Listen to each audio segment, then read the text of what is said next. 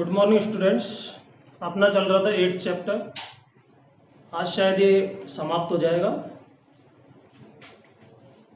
कल हम पढ़ रहे थे बहुलक के बारे में। जैसा आपको पहले बताया बहुलक, बहु मतलब बहुत सारे अणु जब आपस में जुड़ करके कुछ अणुभार वाली रचना बनाते हैं तो उस उच्च अणुभार वाली रचना को कहा जाता है बहुलक।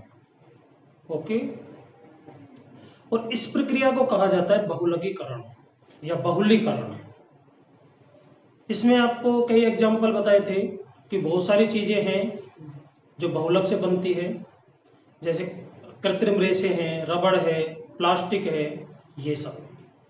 कल हमने एक टॉपिक स्टार्ट करा था कृत्रिम रेशे, सिंथेटिक फाइबर, और उसमें शायद पहला एक नायलॉन के बारे में बताया भी था। नायलॉन कैसे बनाया जाता है, इसका कहाँ पर उपयोग होता है। तो एक बार यहीं से दोबारा से स्टार्ट करते हैं अपन। नायलॉन 66,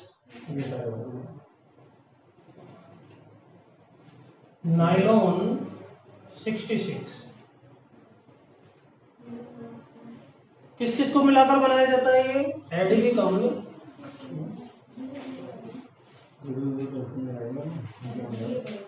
प्लस हेक्सामेथिलीन डाइएमीन,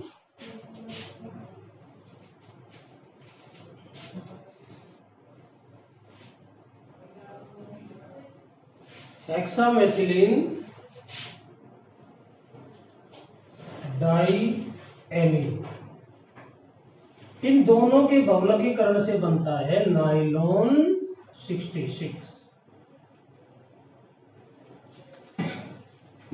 अब इनके फॉर्मूले लिखने हैं हमें। एडिपिक अम्ल का फॉर्मूला क्या है? बीच में आप CH2 लगा दो, ब्रैकेट लगा करके बाहर लगा देंगे इसमें 4, और चूंकि ये अम्ल है तो अम्ल का जो क्रियात्मक समूह होता है COOH, वो दोनों साइड लग जाएगा, लेफ्ट में भी और राइट में भी। COOH। इसके अणु लिए कितने? N, क्योंकि बहुलक है तो बहुत सारे अणु लेने पड़ेंगे। प्लस किससे क्रिया कराएंगे? Hexamethylene diamine. मेथिलीन होता है CH2, आप जानते ही हो। Hexa means 6। हेक्स कितने नंबर पर आता है? 6 पर। पूर्व लग्न में आपको बताया था, मैथ, एथ, प्रो, ब्यूट, पेंट, हेक्स। तो हेक्सा मतलब 6 मेथिलीन, डाइएमीन, डाई मतलब 2, एमीन मतलब NH2। NH2 को हम खोल कर लिखेंगे NHH।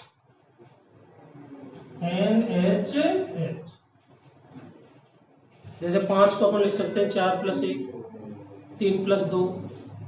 इसी तरह के सामने NH2 को खोल करके लिख दिया NHH। एक H को अलग कर दिया क्योंकि ये H OH से मिलकर के क्या बनाएगा? जल का अणु बनाएगा। ओके, तो N अणु लिए हमने हेक्सामेथिलीन डाइएमीन की, CH2 NHH, और इधर भी NHH। ठीक, अब यहां से OH, यहां से H, ये दोनों अलग हो जाएंगे और बना लेंगे H2। इसी प्रकार यहां से OH,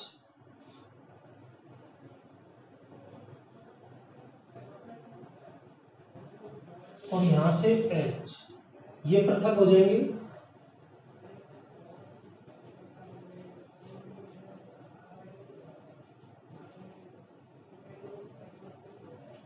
और ये बन जाएगा N अणु अलग हो जाएंगे इसके जल के, और बाकी जो कुछ बचा कुचा है उसको एज इट इज लिख देंगे। ये दोनों प्लस हो जाएंगे, आपस में जुड़ जाएंगे। क्या बचा यहां से? CO, CH2 होल 4, CO, यहां से इसको ऐड कर दो NH, CH2 होल 6, NH, यहां बंद, यहां बंद, यहां लगा देंगे N। तो ये बन जाएगा नायलॉन 66। इस प्रकार से नायलॉन 66 का निर्माण होता है बहुलीकरण प्रक्रिया के द्वारा। ठीक है। नायलॉन का उपयोग कहां पर होता है? नायलॉन जो है इसका उपयोग जैसे स्लीपिंग बैग बनाने में, पैराशूट बनाने में, पहाड़ों पर चढ़ने वाले रस्से बनाने में, मोजे बनाने में इसका उपयोग किया जाता है नायलॉन 66 का। 66 नाम क्यों दिया? क्योंकि यहाँ पर कार्बन परमाणु की संख्या है 6 और यहाँ पर भी कार्बन परमाणु की संख्या है कितनी? 6। तो 6 कार्बन के 2 यौगिक जुड़ रहे हैं आपस में, इसलिए इसका नाम रखा गया है 66। तो इस प्रकार से निर्माण हुआ इसका नायलॉन 66।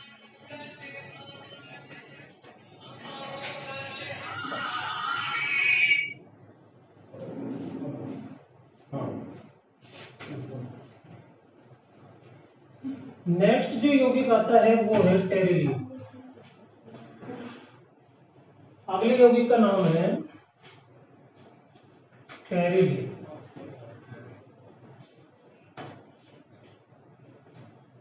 इसमें देखिए 2 शब्द है, टेरी और लिन।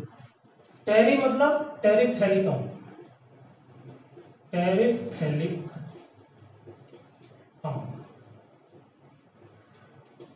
प्लस लीन, यानी कि एथिलीन से लिया गया है लीन, तो एथिलीन ग्लाइकोल, एथिलीन ग्लाइकोल, इन दोनों को मिलाने से बनता है टेरिलीन।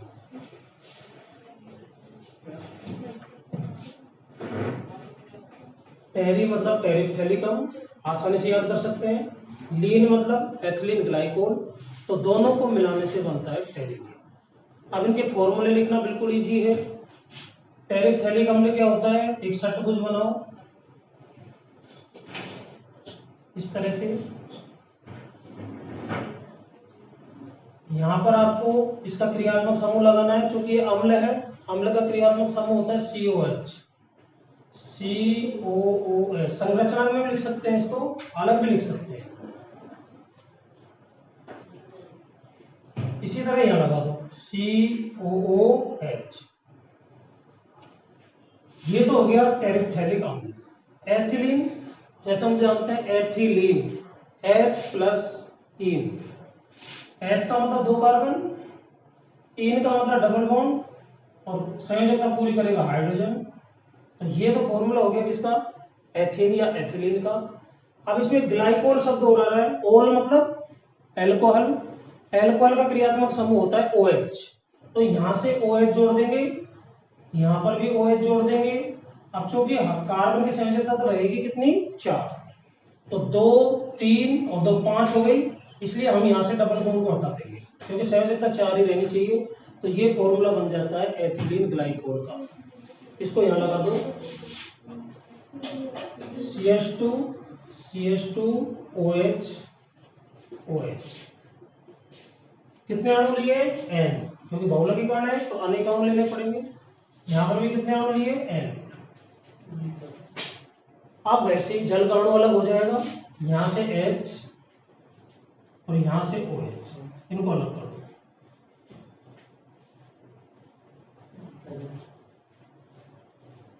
इस तरह से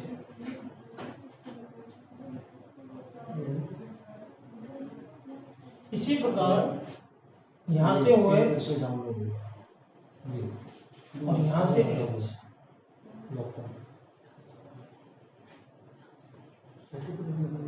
इनको अलग कर देंगे।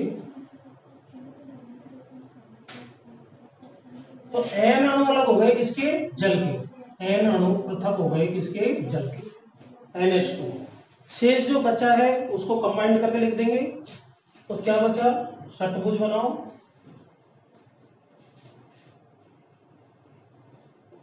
जो इसमें बचा कुछ है उसको लिखो CO, इधर जुड़ा हुआ है CO बंद, इधर क्या बचा है? CO, और यहां से क्या ऐड होएगा? Single bond O, single bond CH2, single bond CH2, single bond O, और दोनों साइड बंद। यहां N लगा देंगे। इस प्रकार ये बन जाएगा टेरिलियम। तो टेरिलीन बनाने के लिए कौन कौन से यौगिकों का इस्तेमाल किया जाता है? टेरिथैलिक अम्ल और एथिलीन ग्लाइकोल।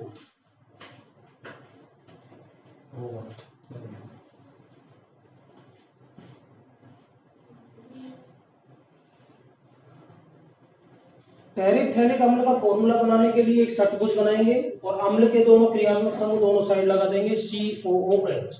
एथिलीन ग्लाइकोल का फॉर्मूला इस तरह से बनाएंगे जो बताया गया। H मतलब 2 कार्बन, ओल मतलब OH दोनों साइड लग जाएगा। यहाँ से H और यहाँ से OH मिलकर के N अणु बना लेंगे किसके? जल के H2O। और जो कुछ बचा हुआ है उसको कंबाइन करके लिख देंगे। इस तरह से बन जाता है टेरिलीन। टेरिलीन का उपयोग कहाँ पर होता है? जैसे नाव की पाल बनाने में, फिल्म बनाने में, ठीक है। तीसरा यौगिक है रेयोन। रेयोन को हम कृत्रिम रेशम के नाम से भी जानते हैं। जो प्राकृतिक रेशम होती है वो काफी कॉस्टली होती है, महंगी होती है, तो उसके जो बने वस्त्र हैं प्राकृतिक रेशम के, उसको हर व्यक्ति अफोर्ड नहीं कर पाता, हर व्यक्ति नहीं खरीद पाता। तो रेशम का विकल्प है कौन? रेयोन। रेयोन से बने हुए जो वस्त्र होते हैं वो कृत्रिम रेशम, प्राकृतिक रेशम जैसे ही दिखने में वैसे ही होते हैं और सस्ते भी होते हैं। तो रेयोन कैसे बनता है ये हम जानने की कोशिश कर रहे हैं।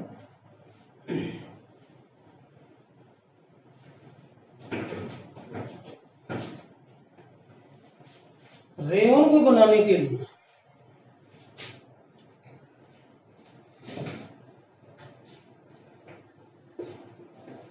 सबसे पहले जो लकड़ी में से सेलुलोज प्राप्त होता है उस सेलुलोज को कास्टिक सोडा NaOH से साफ किया जाता है।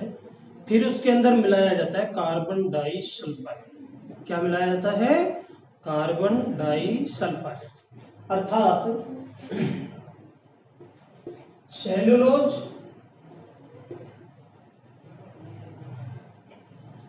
इसको साफ किया जाता है NaOH से, कास्टिक सोडा से, और इसमें मिलाया जाता है कार्बन डाई सल्फाइड।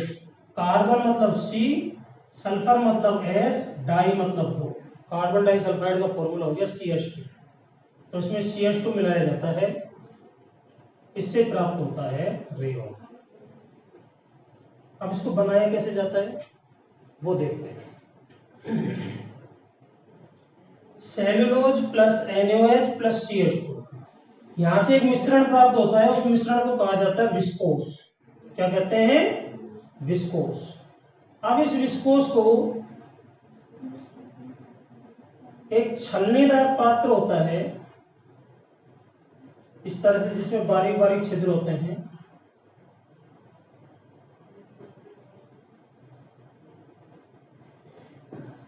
नीचे एक पात्र के अंदर तनु H2SO4 भरा होता है।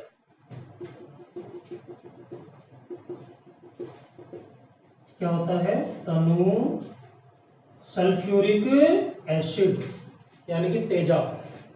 तनु H2SO4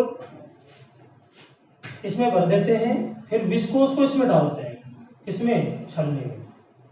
विस्कोस जब इसमें से डलेगा तो नीचे आने पर ये तनु H2SO4 से क्रिया करेगा, और तनु H2SO4 से क्रिया करने के बाद में ये चमकीले बारीक रेशों में परिवर्तित हो जाता है। चमकीले बारीक रेशे, और ये जो चमकीले बारीक रेशे होते हैं इसी को कहा जाता है क्या? रेयोन। इस तरह से रेयोन बनाया जाता है, ठीक है। रेयोन बनाने के लिए सबसे पहले सेलुलोज लेते हैं, सेलुलोज को NaOH से साफ करते हैं। साफ करने के बाद में उसमें कार्बन डाई सल्फाइड मिलाया जाता है। इस पूरे मिश्रण को कहा जाता है विस्कोस। विस्कोस को सूक्ष्म छिद्रों के द्वारा कहां पर डाला जाता है? तनु H2SO4 से भरे हुए पात्र में। उससे क्रिया करके ये बना लेते हैं बारीक चमकदार रेशे, जिसको कहा जाता है रेयोन। रेयोन का उपयोग कहां होता है?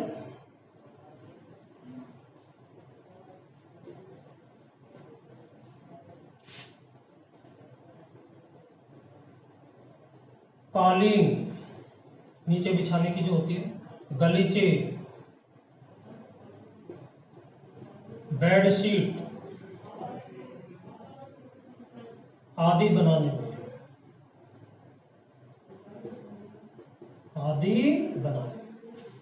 रेयन का उपयोग किया जाता है।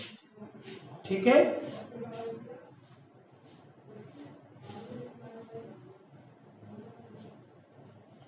इसके बाद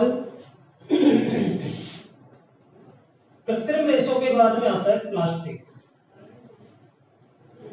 प्लास्टिक का बहुत ज्यादा मात्रा में उपयोग होता है। हम घरों में भी देखते हैं कि बहुत सारी चीजें प्लास्टिक की बनी हुई हम काम में लेते हैं, जैसे रसोई घर में डिब्बे वगैरह होते हैं, बोतलें होती है। आजकल तो जो फर्नीचर होता है, कुर्सी हुई, टेबल वगैरह, ये भी सब किसके काम में ली जाती है? प्लास्टिक की। ठीक है, प्लास्टिक पॉली बैग आप सामान लाने के लिए करते ही हो। तो प्लास्टिक का बहुत ज्यादा उपयोग हो रहा है आज। लेकिन ये जो प्लास्टिक है ये पर्यावरण के लिए खतरा भी है, क्योंकि प्लास्टिक का जो बहुलक होता है ये सूक्ष्म जीवों के द्वारा अपघटित नहीं होता लंबे समय तक। जबकि जो जैविक चीजें होती है, जैसे सब्जियों के छिलके, कागज, बचा हुआ खाना, पशुओं के द्वारा छोड़ा गया चारा, पेड़ पौधों की पत्तियां, ये जो जैविक कचरा होता है इसको सूक्ष्म जीव अपघटित कर देते हैं। लेकिन प्लास्टिक को सूक्ष्म जीव अपघटित नहीं कर पाते। ठीक है, तो प्लास्टिक जो है वो पर्यावरण के लिए एक खतरा बन गई है, सबसे बड़ा खतरा। तो प्लास्टिक कैसे बनाया जाता है, कितने प्रकार के प्लास्टिक हम काम में लेते हैं, ये सब हम अध्ययन करेंगे नेक्स्ट जो लेक्चर होगा उसके अंदर। आज आपको कृत्रिम रेशे जो पढ़ाए हैं इनको आप घर पर दोबारा से देखेंगे, अभिक्रियाओं को हाथों से लिखकर देखेंगे। ठीक है, गलती हो तो नोट्स में से टैली करेंगे, कहाँ गलती हो रही है, क्यों हो रही है। तो आज का अपना इतना ही होता है। Thank you.